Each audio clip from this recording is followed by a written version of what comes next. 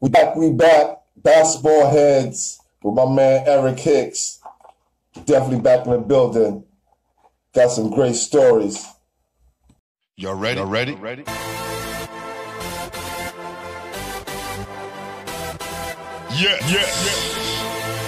You have just stepped out into the world of chaos. Where everybody goes hard. Come on. Go hard. Go hard. Go hard. Go hard. Go hard. Go hard. Go hard. Or go home. Never back down. You gotta hold your own. Go hard. Go hard. Go hard. Go hard. Go hard. Go hard. Go hard. East Coast. Go hard. West Coast. Go hard. Midwest. Go hard. Dirty. Hurry up, everybody. Get online. Buy your tickets cause the game about to start. Oh yeah, we back. Hey, Yes. I was gonna say to you, let me tell you a quick story about the trophy. Okay. And how that got done. Now you know you're a ball player, and everybody you talk to that plays ball. Have you ever gotten a trophy with a black man on it in all your years of playing? No, but I got a bronze once. I can't tell whether it's black or white. Okay. It's a bronze football trophy. But no. That was my thing, man. Like all the years of playing ball, we always got the trophy. And I ain't got nothing against it, but it just didn't make a whole lot of sense to me. So I said, all right, so as a company, now where do I get the balls to think that I can pull this off? Because I knew nothing about manufacturing overseas and this, that, and the other. I'm just a regular kid from the Bronx making this all up as I go along as far as the business is concerned. So I said, I want to turn my logo into the trophy. I want it to be like a Heisman, for basketball. So that's how this guy got born. All right. What happens is we made him a black man.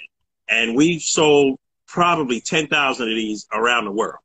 And it was and everybody who's played the game like on a certain during a certain time period has seen or touched or gotten one of these, and I'm very proud of that. From Vince Carter, when we were invited to give the whole U.S. Olympic team the game over trophies at the 40-40 Club, the Jay-Z.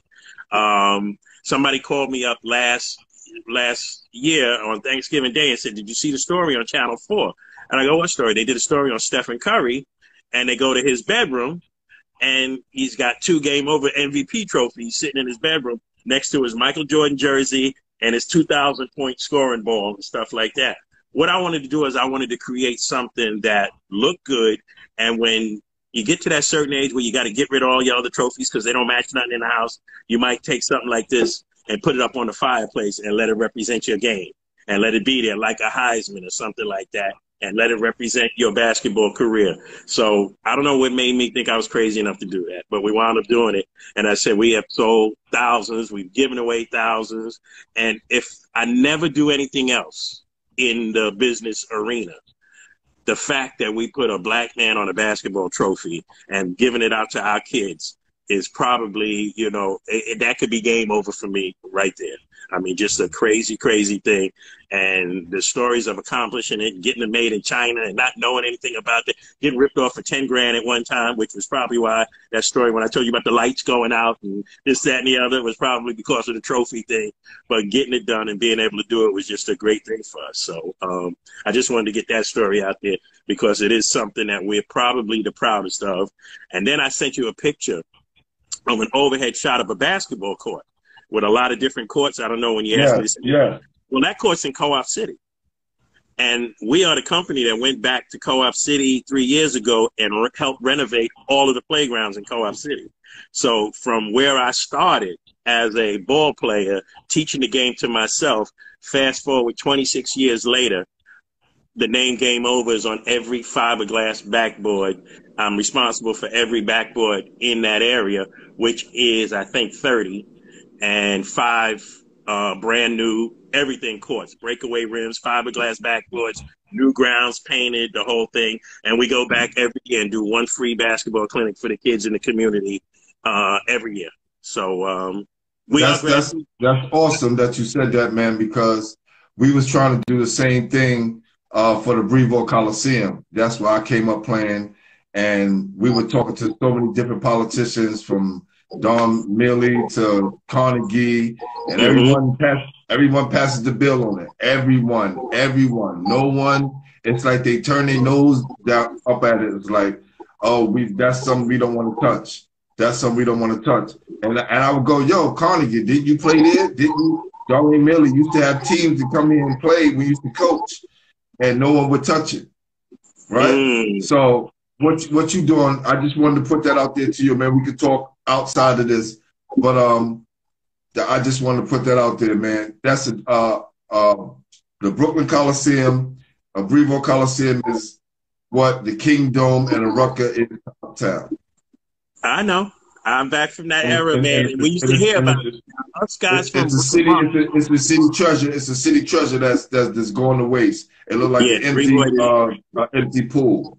Yeah. Right. Yeah. And what I was told I used to run a tournament in the big park, in the other park, and Rob definitely supported me on that. And I had all the high school teams playing in there. But one of the guys from housing would say, you know, Mr. Harding, the sad thing is crime paid. And if the kids don't have anything to do, the 81st precinct have more kids to lock up. And well, we know that this whole lock up to prison and this, that, and the other is a business. And I call it feeding the machine. And we got to make sure that our kids are not food for the machine, because the prison industry, you know, the people that profit off of that, they're putting their kids in college and they're buying big fancy houses and they're doing what they got to do to improve their lives based on our kids becoming victims of the system. And listen, I'm gonna tell you a quick story, right? Because this has something to do with music. There's a letter that was written in 2011, 2012 by this senior VP in the music industry that kind of explained that there was a meeting held in the early 90s with prison officials, government officials, and the head record execs to switch the messages in the music, right? So when we was coming out of the self-destruction and the fight the power days, they made sure it switched to the gangster music. And they was talking about private prisons back then. Because remember, in 1985, there was only 500,000 prisoners in the whole country in America. After 1992, it jumped to like 1.5, and then like in the mid 90s, it went to like the 2-point-something million. Yeah, you know what? Right? It's all a trap, man. It's a trap. Right. It's up to guys like you and me that see the trap, and the other people that have like thinking minds like us that see it and have to warn our kids, man. This is where you're headed if you're not careful. There you go. There you go. Making it easy for you to make these mistakes. They selling you something that's not real, man. And if you fall for it, you know, I always tell people, and this is controversial, and it's basketball. And I remember, well, I won't get into the argument about who's better, LeBron James or Michael Jordan. And I'm gonna tell you why. Why? Why do we have to compare? Thank you. Why? Because this is what ESPN, they're so bored, they don't have any shows, so all that they do is put us against each other. Who's better? Who's better? Who's better? Who's better? Like, come on, the fuck, they played it 2 different times. This is why the Rolling Stones can sell out Giant Stadium. Right. And Earth, Wind & Fire can't sell out Lehman College. Because we're so busy battling against it. And, well, Earth, Wind & Fire is old, or the Commodores, or this, that, and the other. No. Embrace all of our culture. I'm so happy that I got to see Michael Jordan, and I'm so happy that I get to see LeBron James. Right. And let me tell you something. When we talk about these conspiracy theories to hold us back, it ain't even that deep, man. All they got to do is say, let's start an argument about LeBron James and Michael Jordan. They're going to spend all their time on that instead of thinking about, should I buy Microsoft or Amazon? Should I buy Apple or Uber? Then we're not going to think about that. We're going to sit there and worry about LeBron James and Michael Jordan, which one is better. It's crazy. This is why I didn't want to do like the new high school star and not represent the dudes who kind of paved the way and the dudes who are on the front line. I couldn't just do one. I couldn't just hype up the new star. You averaging 30, you averaging 40, you the new All-American, you the new flavor of the month. And we got people who were the flavors of the month and who are putting in that work, who turn their lives to become professionals. because we all know one day the game is going to be over. Absolutely. Let me tell you somebody, I wish you could get him on because I would love to hear what he has to say. Jamal Mashburn. A bad I'm working on. high Trust school, me, I am working. a bad And we can do this together. Trust me, I've got my tentacles out. 54 Outback Steakhouses he owns. That's what we need to talk about. All right. I remember Reggie Theus. Do you remember Reggie Theus? UNLV. Oh yeah, for sure. I remember sitting in LA with Reggie Theus at the LA Sports Club, and we're talking, right? And he's telling me something about coffee he wants to invest in. And I'm like, Reggie, what are you talking about coffee, man? What that? My man was talking about Starbucks. Now, I don't know if he ever got the Starbucks, but he does own 20-something Pizza Huts. These are I remember sitting next to Dave Bing, right? Dave, legendary. Another one. Yes. A friend of mine, Lester Connor, was playing for the New Jersey Nets at the time. So he used to leave tickets for me, and I hated driving out to the Meadowlands. Instead of, it was freezing out there. You knew they were going to lose, and the place was going to be empty. It wasn't anything. So he used to give me Willis Reed's tickets because I think Willis Reed was the general manager all the time. So this night, it's the day. And just to sit there and pick his brain of how he took basketball and created a company called Bing Steel, which was one of the biggest, most profitable steel companies. And I'm like, that's the things that fascinated me, how he made that transition. So a guy like Jamal Mashburn, or even the King brothers owning Wendy's and Burger Kings in Jersey or something like that, these are the things that kids need to know. You, my friend, have a very powerful platform. I've been excited all week to talk to you. I watch all your shows, and I'm like, okay, so how can I make him get this bigger? What can I do to help him? Because I've always to not, like, people didn't help me. Ray Haskins helped me. Ted Gustis helped me. But the help that I needed in the industry was never there from my own people. From my own. Now, you remember the shorts, All-Offs, right? Yes, yeah. Short thing that, and I don't know where All-Offs is, and I love him to death, and he was my inspiration.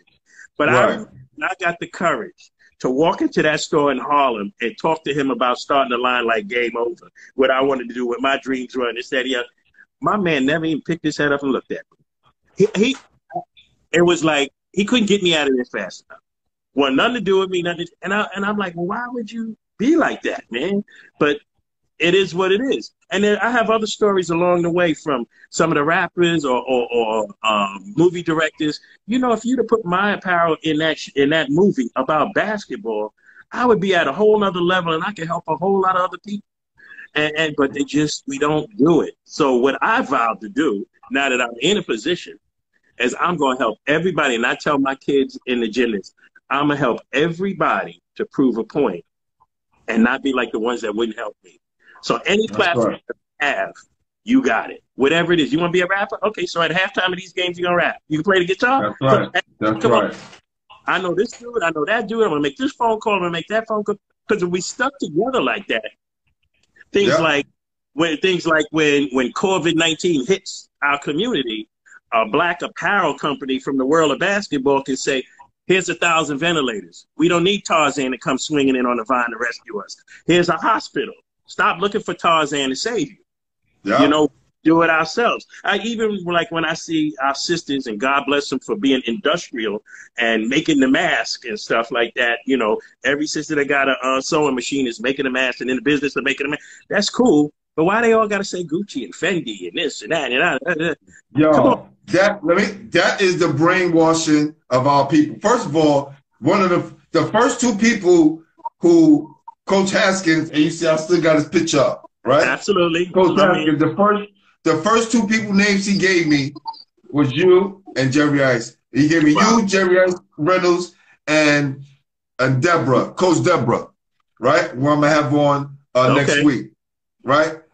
And Coach Deborah, who I know, she coached me. Ice, who I always looked up to, and always wanted to meet you because I always heard what you was doing back in the Star Dome. Always heard people talk about, mention your name, and it was always in a positive light. So this was, it was great. As soon as I saw your name, I was like, oh yeah, definitely, I want to get to know him. Well, let me tell you about Coach Haskins, right? For you to say that to me, because I got so much respect for him, for my name to come up as one of the first people that he would think of is just like, I mean, almost brings a tear to my eye. because this man went out on a limb for me when he didn't even know me. When he had that team at LIU that was heading to the NCAAs, everybody wanted to be next to Coach Haskins. Somebody introduced me to him, and I told him what I did. He goes, "You make uniforms?" And I go, "Yeah." And he goes, "Well, my kids were telling me about this game over, this, that, and the other. Could you make uniforms for my team?" I had never made uniforms on that scale in my life. But once again, I knew if I said no, the deal was going to, I said, "Yes, Coach, I can do it." Right? All right. So he had free uniforms from all of the sneaker companies because LIU with Charles Jones and them and Richie Parker and all that was so hot. Every company wanted to have their stuff on their back. Ray Haskins back then said, "Nah, I'm going to take this $15,000, which a $15,000 deal to a company like mine at that time, you might as well set $1 million. I'm doing T-shirts in the park." You know what I'm saying? So a $15,000 deal at that time. He went out on a limb and gave that account to me, and we produced some uniforms, and they wore them. I would say on a scale of 1 to 10, the uniforms were probably about a 8.5 or whatever. I'm sure Nike and Reebok was much more fly, but he was making a statement. I think, and you'd have to ask him, when they started piling up things against him to get rid of him, that was one of the things. That he went and spent that money instead of using the free uniforms that Nike and Reebok had or whatever, that he wanted to take this opportunity and look out for a black company, a young black man trying to get it done. I can never repay this dude. That's why when somebody like Charles Jones once called me and said, "Yo, I need a gym. My name is Charles Jones." We had never met. I said, "Charles, you ain't got to say no more. If Ray Haskins sent you to me, just come on through the door, man. I don't have to. Don't sell yourself. If Ray is sold on you, I'm sold on you. That's that." And that's just the way our community has to be. We have to look out for each other. I don't get to a certain place if guys like Ray Haskins doesn't turn me on to this one, doesn't turn me on to that one. Ted Gustis doesn't turn me on to Rolando Blackman and Derek Harper and then Reggie Theus and stuff like that. I don't get anywhere if they don't do that. So this is what I have to do for other people for what was done for me.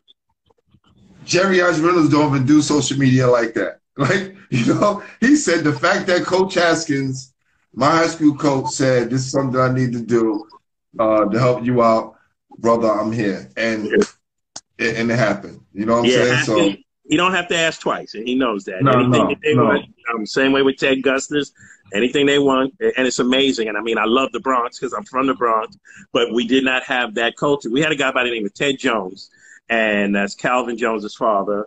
R.I.P. Ted Jones, legendary coach from the Bronx in a place called the Valley. He had a team called the Courtsmen, and he had all the elite players. That was the only basketball culture that I knew, but he was elite. I mean, his players was all just bad dudes. I mean, it was what it was. But I used to go to the games, and I used to go around. I used to go to his house and stuff like that. But that basketball culture is so powerful. But we need to recognize our economic power, because now I'll go to, let's say, and one. Game Over starts in 1994, 93, and one starts at the same time. And one gets to a point where the dude that owned it, Seth Berger, I talked to him one day. They sold the company. They didn't want to tell me, so I looked it up. $350 million. $350 million. Yo, we built that company. People, us, we built the company. $350 million. I ran into him one time in Vegas. I was going to do a trade show, still hustling. Got my bag of samples and this, that, and the other on my way to this show called the Magic Show in Vegas every day. It's a big apparel show where everybody... I know exactly what you're talking about. I used to party out there when I was doing music. Right, okay. So I see him. I see the guy that was one of the owners, and I say, "Yo, man," I said, "I thought you was out of the business." And he goes, "Yeah, I am." I said, "Well, what are you doing in Vegas?" "I'm a professional gambler. I'm a professional poker player." I'm like, "Ain't this a bitch? You done made so much money." No, we out there dancing. Everybody taking our upfront money and saying, "Let me get a percentage of the company." It reminds me of. Woo! I'm glad you said that. In 1973, Elvin Hayes was approached by Nike, and Nike said they would give him 10% of Nike or $100,000. He took $100,000. He took the nigga deal. But of course, right? If the agents get a percentage, he like, "Please, I want my cut right now. Take this 100,000." that 10% was worth, I think, $3 to $4 billion today. Yeah, they make $1 billion a quarter, man. That was 2 years ago's figure. They might make a whole lot more than that right now. You know, right. It's big money in this game, man. Big money in this game. And what I'm here to do and what I try to do is to show the people. I'm going to tell you the next frontier, and this is what we do in the Stardome now, is I took another room next to the Stardome, this huge room, and I'm setting it up as a technology center. Follow this. You're sitting in the gym, and I know you've been there, and the kids are talking about basketball, and they talking about all these incredible things they're doing. And I'm like, who the hell did that dunk? You know, they talking about it. I'm like, who did what? And I look back, they talking about in the video gaming world. And we as old schoolers, I know, I'm like, yo, man, get away from the video games. Come and play ball. Da, da, da, da. Let me tell you something. The video game business, that ship done sailed. We can sit there and fight it if we want and say, don't play, don't play, don't play, don't. These kids are playing video games. Kids are getting paid millions of dollars, and billions of dollars are being made in the gaming industry. So this is what I had to do. I started a part of my business where we teach gaming, but we teach the business behind gaming. We teach the industry behind gaming, because when you see the games, the music is hip hop. The movements of the guys, when they win, they celebrating and they doing the Millie Rock and the this, that, the word, and the shoot and everything. They once again, they're pirating the culture, bringing it into our game, into the games, bringing it into their living rooms and selling it back to them. Yeah. Now, you created all of this, fellas and ladies. You created this and you're making it. So how can you not miss out on the next wave? We had the hip hop industry where everybody thought they needed to be up on stage, which now we know that the guys behind the stage, the producers of this, that's the money. All right. Yeah, so we seen it happen there. We seen it in basketball for years that, okay, on the court is cool. Do your thing. Learn the business behind it so you can have some longevity and live off it forever. And now I'm watching it again with the gaming industry. Our kids are mesmerized. Adults too. And when you watch those games, you know why? Because I watched the NBA 2K game, right? The tournament they had on TV. Because we don't have basketball right now, that sucker's almost real. I'm sitting there watching it, and you go in the stadium and this, that, and the other, and they suck you in with all of the ambiance and this, and you sitting there watching the game. So what I did is during the COVID-19, I started a tournament where all the kids that have created their own My Player things, I got 5 on one team, 5 on the other. Every Saturday at 2 o'clock, they meet at the Game Over Gym in that 2K world, and they play. And then I do a highlight thing where because I edit and all that other stuff, video, I do a highlight thing and interviews of the players and highlights of the plays where it's almost like a real thing. So now in our thing, we're going to have a gaming thing where I have professional gamers. I don't know if you know, every NBA team now has a video gaming team, and you try out, you get drafted, and these kids getting drafted like that, you would think they're getting drafted to the NBA. When I watch the stories on YouTube, they can't sleep at night because it represents $60,000 to $80,000 a year if you make the team. You know, they practicing. Their family. Yeah, a friend of mine, she's represent Rock Nation Esports. She's one of the representatives for Rock Nation Esports. Who's that? A friend of mine, Shirley. Okay, so that's good to know, because I'm doing something with a company called Unanimous Gaming that's a part of Rock Nation and their esports division. So maybe you can run that by them. In fact, there's another story. About a month ago, they invite me to a meeting on 25th Street on the West Side. And I'm like, I do not want to go in Manhattan. Them days is over. I'm not getting on the train, but I don't want to go to Manhattan. It's raining outside. So I mosey on over there, and I'm pissed off that I got to go, and this, that, and the other. And I get to this building, and this building is fabulous. You can't even get in. Then they buzz me in, and you get in this lobby. The lobby is fabulous. And I mean, what the hell is this? Maybe it was a good move. They put me on the elevator. When the elevator gets to the 3rd floor, the door opens up, and who's standing there to greet me? Jay-Z himself.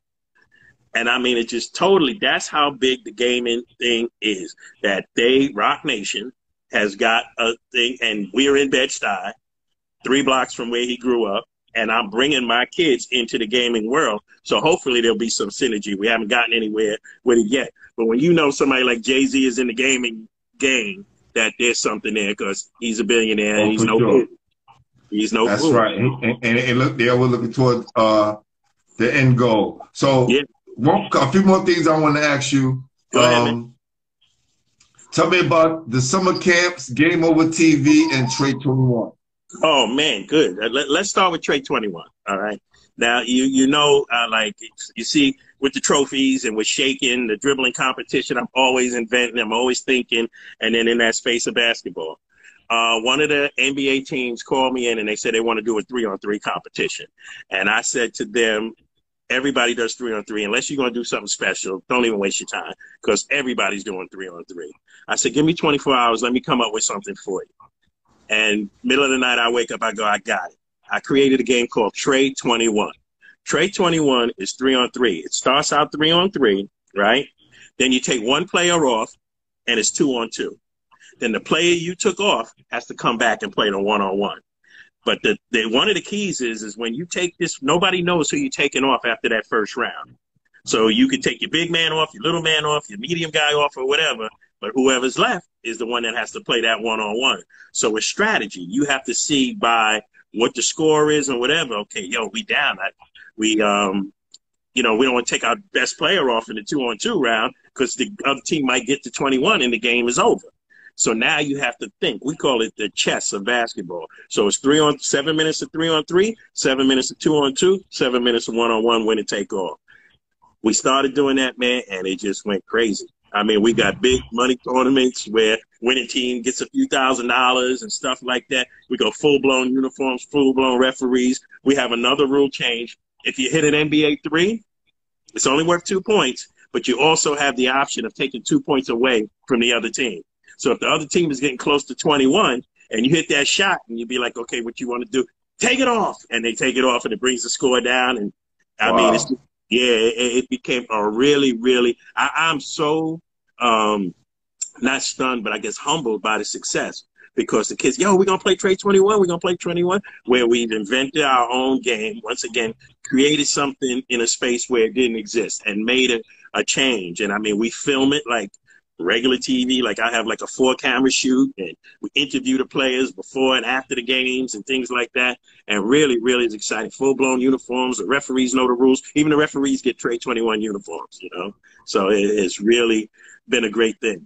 All right, you asked me about the Stydome camps? Yes, and okay. The game over TV. All right, so let's go Stydome camps first. Brooklyn Stydome, the governor said after the 29th of July, day camps will be allowed to open. Now, that's all cool, and I don't believe everything I hear. And, we're going to open up, but we're going to open up on a limited basis. We'll be back in action the first week after July 4th weekend. We'll have our summer camps. We do 9 weeks of summer camp there.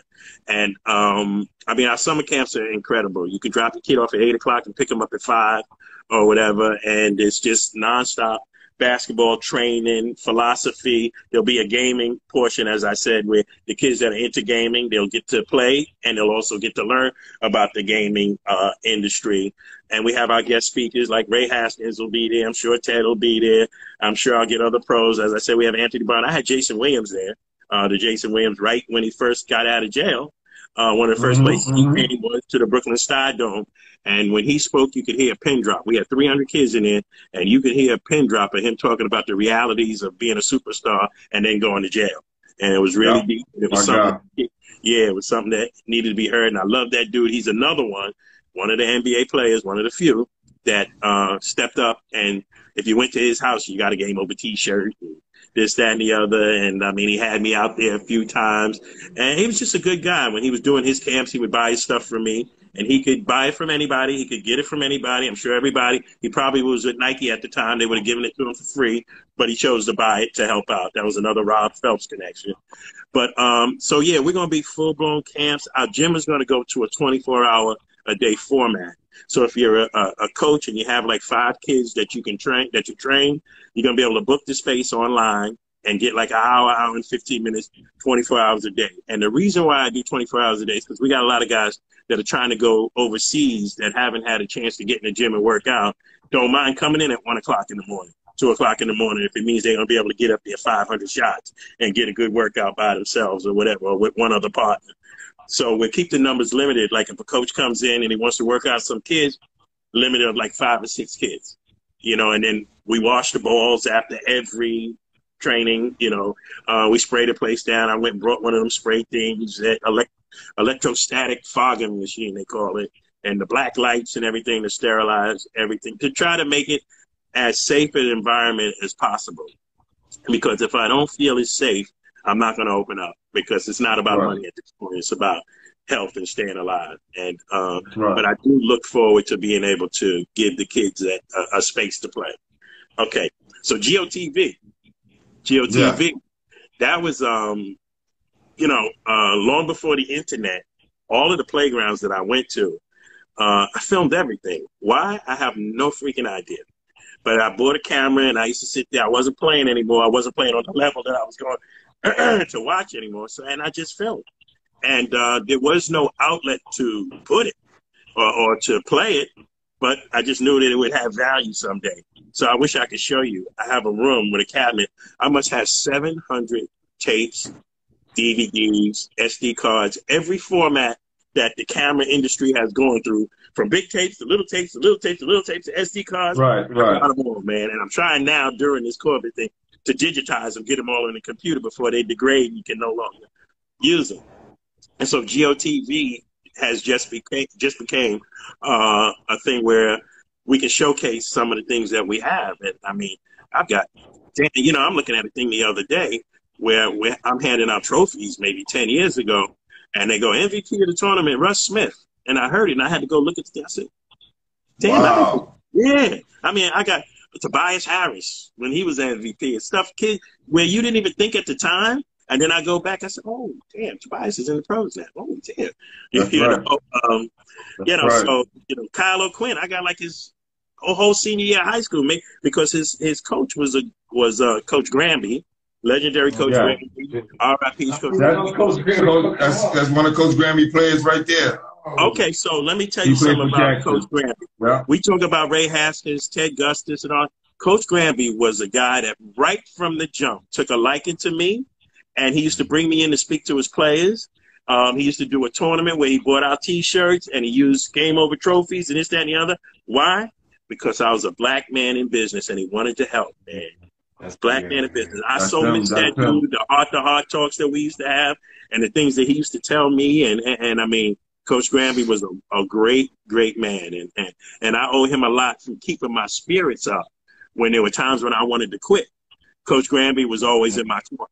And I mean, I really appreciate Coach Granby. He was my Empire State coach, so very good man. Okay, so that man behind you is drawing that picture, drawing those pictures. If he's a Granby boy, he's a good man. He's a good man. Look, that's all I keep around me, brother. But everybody who know me know that you got to be solid around me. Nothing. Yeah, that's what everybody wants to keep around me, brother. I've been looking at his work online too. He's very talented, man, and that's what it's all about. Yeah. I'm about to show you in like 2 more minutes. I just want to say, who are some of the players that you admire in New York City today? Woo! I'll give you a list of players that I've admired over the years. All right. Yeah. That works. Okay. Yeah. All right, let me tell you the guys that kind of changed me from like me really caught my eye street ball wise. Future. When I saw Future play, that I thought that was incredible, man. I thought his moves and everything. See, when I went from Harlem. He's from the Bronx. But okay, you know, he was on the show. He was on the show as well. Yeah, when I came up, my favorite players were the Earl Monroes, Pete Maraviches, and things. So I wanted to handle and do. So when I wanted to say Bonaventure, the fans went nuts. When I did get on the court, they were screaming. Let me tell you, when I went up to school and I was on the JV, I used to walk into the arena in my street clothes to sit behind the varsity bench. And when they would be blowing out the other team, the whole place used to start cheering, "We won Hicks, we won Hicks," because they knew. Now imagine, I'm going from the parks in Co-op City to "We won Hicks," just less than a year later, 6,000 people yelling and screaming, "We won Hicks, we won Hicks." Because they knew when I got on the court, now I wasn't in uniform at that time, but they knew when they went to the JV games and when I got on the varsity, when I got on the court, they was going to see something crazy. You know, they was going to see something. So guys like Future really did it for me. I mean, my man Black Stallion, Dorian Graham, he actually posed for the game over figure. Just because you don't know, he posed the original game over figure. Bone Collector did it for me. Yeah, I have never seen him win like that. High octane. Yeah. Guys like that. But Bone Collector just blew my mind. I mean, Kareem Reed. These tough little guards. And I have to give my, let's see, Starks. I mean, you know, it was tough, man. Tough. There was a guy in the Bronx coming up named Artie Green. I don't know if you heard that name. Yes, I know about him. Yeah. Okay, Artie Green was a legend, played for Marquette. His name rings bells. Sam Worthing. All right, that's Sam Worthing. I was on the phone with him and Lloyd the other day. Sam, he said he's going to come to the studio because he doesn't do social media, but I got Sam on. He's on deck too. All right, Sam was one of my heroes, and he's just a little older than me, but he was one. Then I had to play against him on a regular basis, so he was tough, man. He was tough. Let's see. Who else that really changed my mind? You know, I mean, your boy Fly Williams. I can go from Fly Williams to all the way up. There's a dude named Glenn Hagan from Western New York. From Western New York, who you need to get on your show. He was Fly Williams' partner in crime on the court, and sometimes off the court too. Okay. Yeah. Right. Every day, and you need to talk to him, man. He's got a lot of stories. Jerry Bruno said the reason why he wore 35 was because of Fly Williams. Okay. So, you know, like I'm a guy who just loves the game. Like I told, you know, people get on a guy like Carmelo Anthony, this, that, and the other. To me, when Carmelo Anthony was playing, he was the only reason to watch the Knicks. Now, there was certain, because of the technique as an individual. I'm a guy that used to love to dribble the ball, but I love watching the Paul Pierces, the Carmelo Anthonys, and the Kobe Bryants that can kill you without bouncing the ball or with two dribbles. Technique, oh, definitely. My God. And you know, there's some, like, we got guys from the New York City game that get forgotten. Good friend of mine, Dana Dingle, played for UMass. I don't know if you know Dana. Yeah, come on. Brother, I'm a New Yorker. I'm from Brooklyn. So I know all the ball. St. Raymond's Dana Dingle, one of my best friends to this day. When I met Dana Dingle, he was like a senior in high school. And somebody brought it, at St. Raymond's, I was in the Gauchos gym, because Game Over really got launched in the Gauchos gym during the Felipe Lopez, Stephon Marbury, that whole round ball classic era. I was in the Gauchos gym every day, handing out T-shirts, because there was a guy that used to coach there. I think his name was Dave Jones. And then there was a guy on the microphone named Jephthah Lewis that called all the games. Jephthah became my friend, so I used to sit at the table during all the games. And I got to see Stephon for those 2 years. And people don't even understand how good this boy was. I mean, I know him since he was 10 years old. Yeah, okay. So, I mean, he was I went to Lincoln, by the way. So that's why I got to see him, guys, early. All right. So there's a famous picture of Stephon that was in Slam magazine, which that's a whole other story, Slam magazine. I think that's why Ann went to call. With Sebastian? With him and Sebastian? No, where he's just standing there with his arm around Sebastian. Yeah. I posted that picture. With jersey on. Yeah. Okay. So that day that he went for that photo shoot, I gave him the jersey. And I said, they're not going to let you wear this. They don't show me no love, man. They ain't going to let you wear it. If it was N1, they're going to let you wear it. But they're not going to let you wear this. The only thing they want from me is the money for that ad that's in it at $8,000 a month that I couldn't afford, which was another reason why the lights and the gas and everything was going off. Right. House. All right. And he wore it, and they let him wear it. And that picture is legendary. He just sent to me at least 5 times a year. Yo, Coach, did you see this? I'm like, yo, that picture's 20 years old. Of course I saw it. You know, and I got a copy of it on it. I call it the LL FUBU moment. Yeah. That's the thing, man. Right? That's what you call out, looking out for each other. So this is what we're gonna do for you, my brother. Right? Go ahead. That's what we're gonna do for you. Let me see. There you go. Oh, damn. Yo, my man got the iPhone from back in the days on you. Yeah. Then he got your man. Then he got your logo here. Look at that. Okay. Yo, I'm getting that frame, man. Yo, I love it. I love it, man. Thank you so much, man. Thank you so much. Nah, brother. Come on, man. Like this, that makes that 26-year road, you know, like, you do it, you never think anybody's going to recognize anything that you do. You keep grinding. Much appreciated, man. Shout out to my man back there that did it. You know, I can see. Yeah, for sure. Boy, so I really appreciate That's right, man. Look, really brother. Appreciate having you on, man. You're a great storyteller. You one of the first interviews. Look, I'm sitting here running down your questions, and through your stories, you're answering all the questions, right?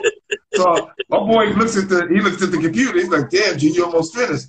I said, "Bro, because this is what you call a great interviewer, a great storyteller, where I can just sit back and just let the camera roll, brother. Because you know you filled up the space, man. You definitely, and you probably one of those players who didn't get a lot of points, but you filled up the stat sheet, right? Yeah, absolutely. But I can score some points. Look at that. Hey, in Western New York, I still have the record in this one tournament, 55, man, and I talk about it all the time. That's one more than me, brother. My highest was 54. Okay, so I know what it feels like when that basket is so big that no matter what you throw it up, it goes in. I know that feeling. That's right, brother. The great ones have that feeling every night. You know what I'm saying? We get to dib and dabble once in a while. God says, "All right, I'm gonna let you have it tonight." But the great ones, they get it every night. But I really appreciate it. Nah, don't worry about it, man. Don't worry about it. I'm definitely gonna be in contact with you after this. We're gonna talk. You know what I'm saying? I definitely want to continue this, and whatever I can do to come out, talk to your kids. You need an extra coach, extra voice. Man. Just call me, man, brother. Yo. And I'm going to support what you do, man. So we're going to talk about that also. Appreciate you, brother. Appreciate it. Any last words to our audience before you leave? Yeah, the only thing that I would say is, like, in this game, let's realize the power and potential that we have as a community, as a race of people, to really step up and start owning and doing some things. I'm so proud of this generation of LeBron Jameses and even Kobe, God rest his soul before he passed, that to step up and really, you know, do some things economically to empower people and youth, whether they can play basketball or not. But understanding and take a comprehensive approach to the entire picture and not just study the basketball aspect of it, because basketball is a tremendous tool and it's very powerful, but it can be a trap. And you can wind up peaking out at 25 years old and then thinking that it's over, whereas it should just start to begin with the skill set that you learn and the mental fortitude that you gain from persevering in something like this. So in a sport like this, especially in one of the toughest cities for basketball that there is on the grassroots level. Definitely. New York City, man, we done seen the best, we done seen the worst. For those who want to get some more insight on what life can be after game over, I think you guys should check out Ephraim Whitehead's interview, and definitely check out Chanel Scott's interview, because they gave it up, right? Through the struggles and the heartaches of what happens after basketball and sometimes during basketball. I would like to thank my man Erick Hicks for coming through. You're a very positive brother, man. Like I said, man, keep fighting a good fight, man. Keep fighting a good fight, and we salute you, brother. You're much appreciated, my man. And we'll talk. Right. Take care. You too, man. Thanks for tuning in, basketball heads. We appreciate you. Y'all stay safe out there.